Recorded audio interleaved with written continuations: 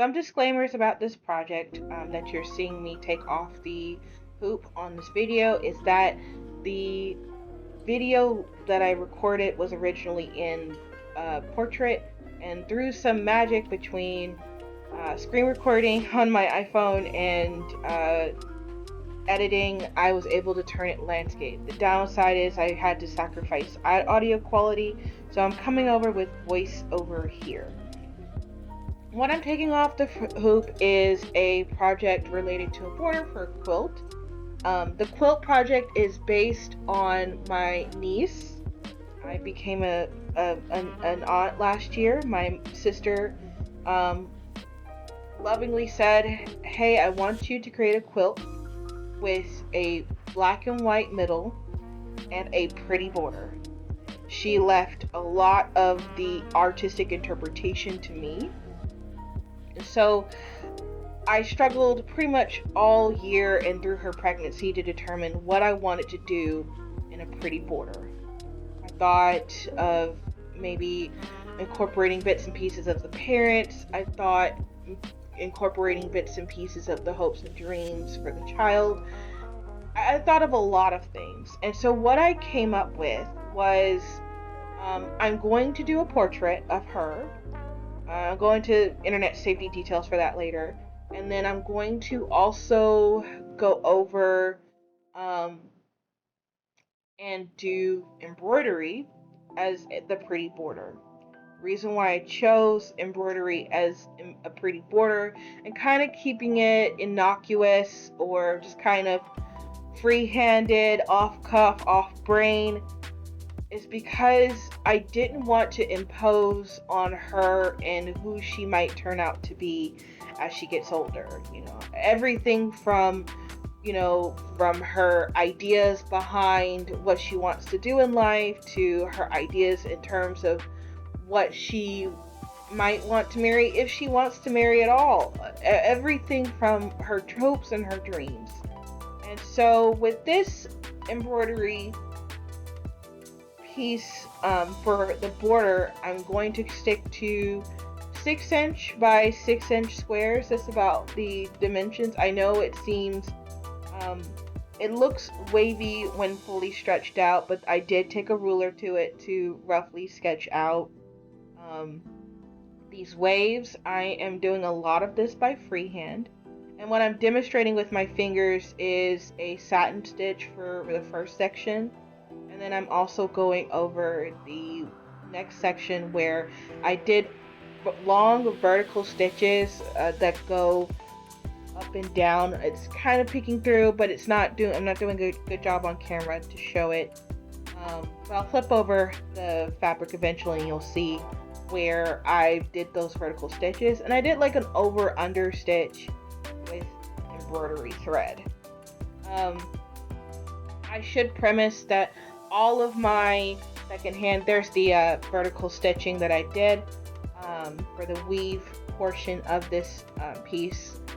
But I should mention the ethos of my the entirety of the embroidery section is going to be secondhand fabric, secondhand embroidery thread. And so, or stuff that I already have. So a good example is this fabric piece right here that I'm pointing to, where I did like a small little satin cover stitch for the edges. I've already completed that section, so I'll show you in the next vlog on what I did and what I learned.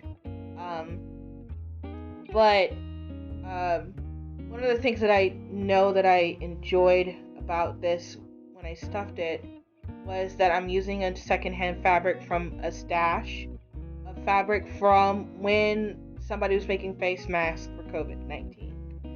It's got a very pretty gold leaf sheen on it, and it's very like soft and pleasant. So what I'm going for with this border is for it to be soft and pleasant, tactile, something that she can feel as she gets older, and then as she develops, she starts to just develop appreciation for it.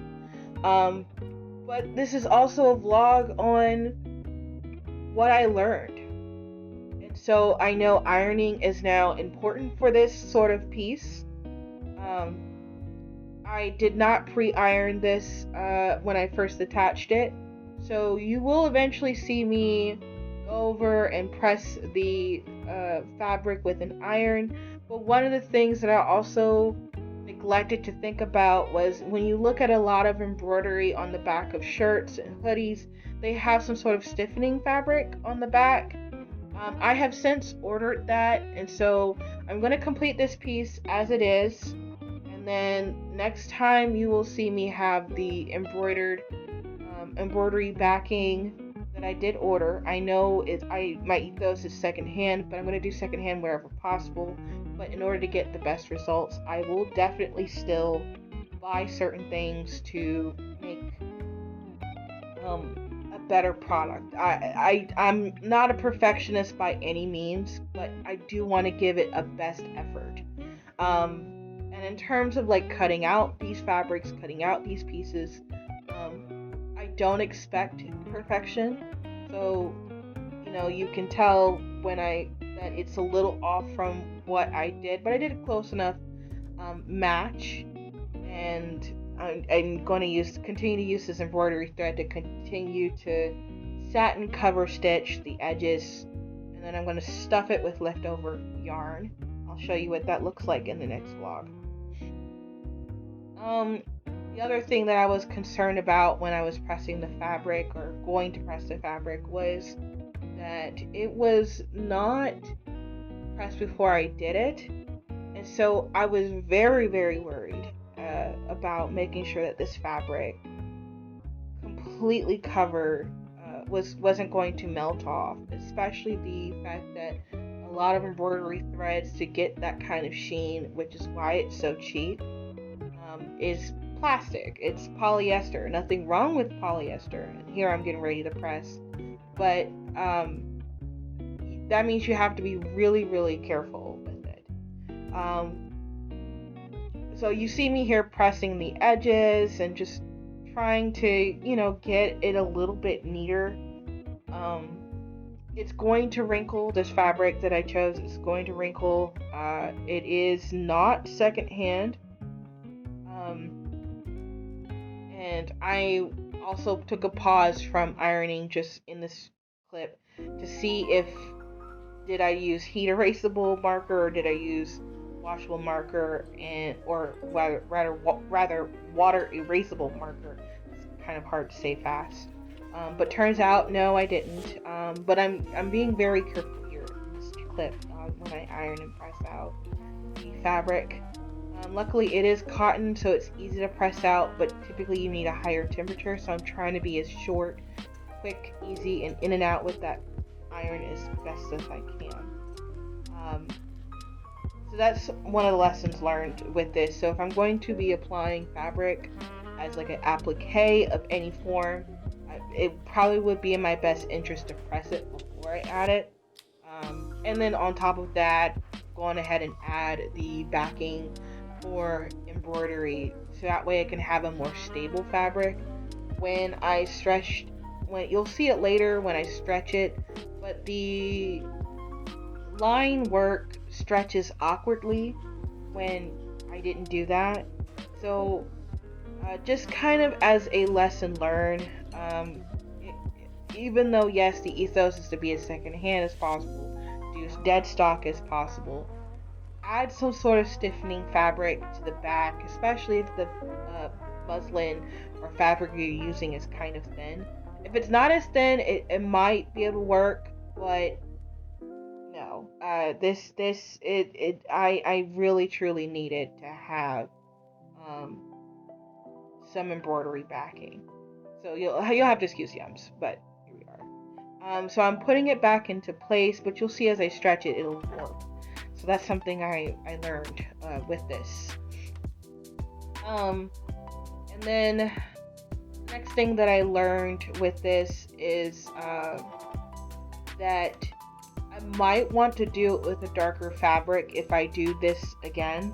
My middle sister is getting married. I do not know if she's going to have kids or not, but if she decides to have kids, and I do another embroidery piece, kind of like what I did with my niece right now, I may do it in a darker fabric, just so that way it can stand out more. So, and also just ensure that the fabric is drum tight. Like it has to be tight in order for embroidery to work. But I will continue to use this muslin fabric. I already have it. It's already with me. There's 5 yards of this, so I'm going to use it up. I was going to do needle punch with this, but I picked the wrong fabric for it. I have like these table napkins that's a little thicker, maybe tighter weave. So I may end up going on ahead and doing needle punch with that. That might be in a different video, but not for this quilt at this time. So that's a different time. But what you'll see me do here is I will continue to stitch this over, and then I will go over the next couple of sections as a further introduction into what I'm going to do next week. You will see me show couching. The next section will be couching, to show what I did with that.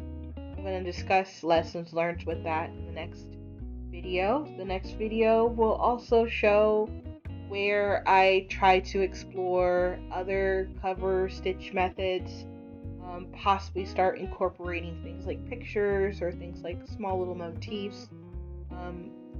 Trying to maintain the fact that this will be definitely colorful. Just starting off with pink because that's her bedroom right now. Her bedroom is like this very beautiful, soft, kind of pink, muted pink color, and it's just precious.